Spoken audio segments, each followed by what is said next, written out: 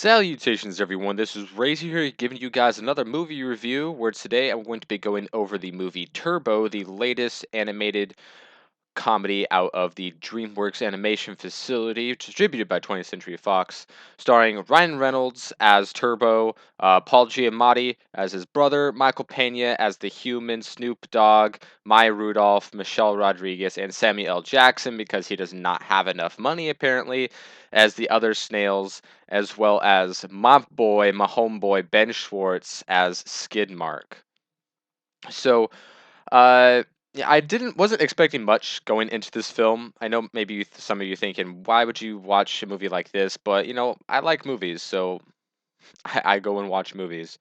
So I saw it last night. Comes out today on a Wednesday. I don't know why. Is it a holiday that I'm not aware of? Anyways, it's kind of weird.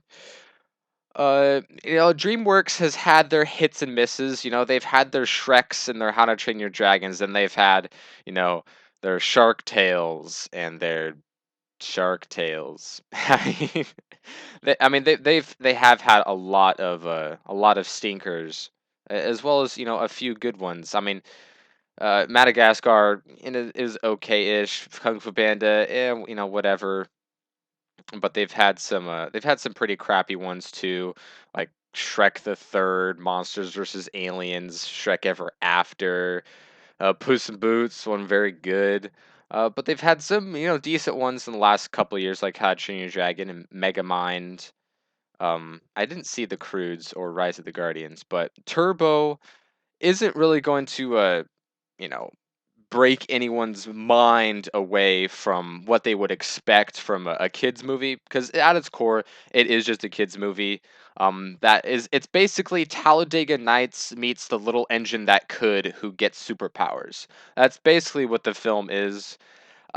It borrows a lot from other films. It's not going to surprise you any which way, which is a little disappointing. There's a couple of different routes that they could have taken. Like there was really no need for there to be a villain in this movie. And it makes it seem like that there isn't going to be until towards the end, which is a little disappointing. I guess in a kids movie they make it feel like there always has to be some villain to root against, regardless of the situation. But I felt that the animation was very, very well done. I was really pleased with the animation, especially since, we haven't seen a film like in the past decade which has had characters at this small of a size.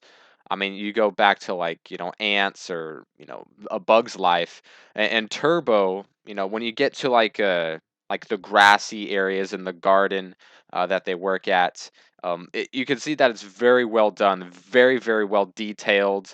Uh, Outside of like the the talking living characters like the humans and the animals, just the normal animation of the world, very, very well done. It feels like you can take that backdrop and just put any characters that you want in it.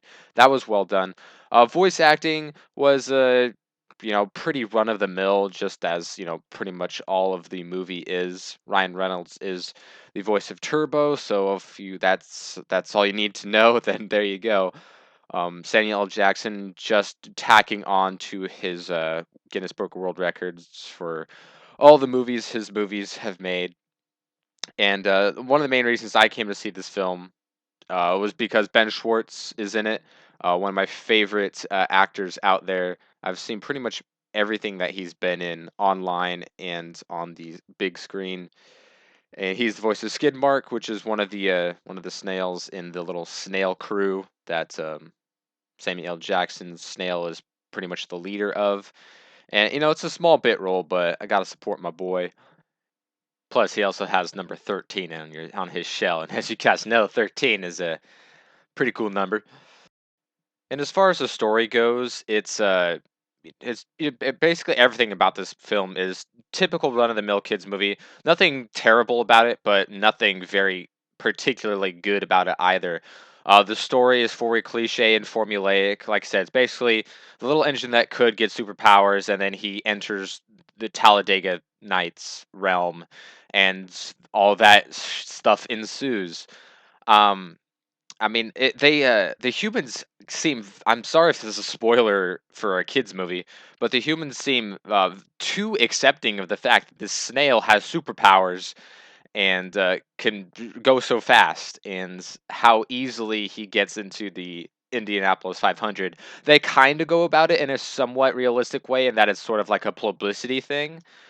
But at the same time, they seem a little bit too okay with the fact that a snail has superpowers. I mean, I understand that they have to do it for pacing sake of the film, but at the same time, the story just didn't make sense to me. I could understand, all right, this snail wants to be something better than himself. He gets superpowers, he can go super fast, but why does he have to go in the Indy 500? I'm not saying any other race would be better, but why does he have to race against cars? I don't know. It's a movie that we've all seen before. It's Cars, it's Talladega Nights, and it's probably going to be the same as Planes, that new Disney movie that is just riding off of the Cars IP that will stink up the box office later this year. But I'm sure Turbo is going to be better than that. But at the same time, it doesn't have a lot of charm to it. None of the characters are have too much depth to them. The voice acting is okay, definitely no problems there. Um, a lot of cliche characters, both the good and the bad ones. And there was just nothing special about this movie, but at the same time, it's not a kids movie that's going to want you to rub salt in your eyes and kill yourself. It's not going to bore you to death. It'll keep your attention. Like I said, the animation is very good, but it's kind of nothing too special about it at all. It's just run of the mill. It's a C. It's average. It's what it is. And there's oh my gosh, especially with all the racing movies that kids have been subjected to over the past few years, when you make a mistake, it's really noticeable, and I'm sure even some kids will notice the mistakes. Like, first of all, okay, why does the bad guy always have to win the pole? Like, the bad guy wins the pole in every movie. I mean, why does that a stupid formulaic bad guy cliche in the film? And second of all, okay, the bad guy wins the pole at a 230 miles per hour. That's believable. That's higher than the pole position of the last Indy 500 pole sitter. But Turbo's speed on the pole was 226, and they have him starting in the back of the pack in the movie, in the race, in the Indy 500. It's like, with that kind of speed, he shouldn't be in last place, or even second to last place. He'd probably be in like the high teens or something, not 24th or 23rd. That was just really ridiculous to me.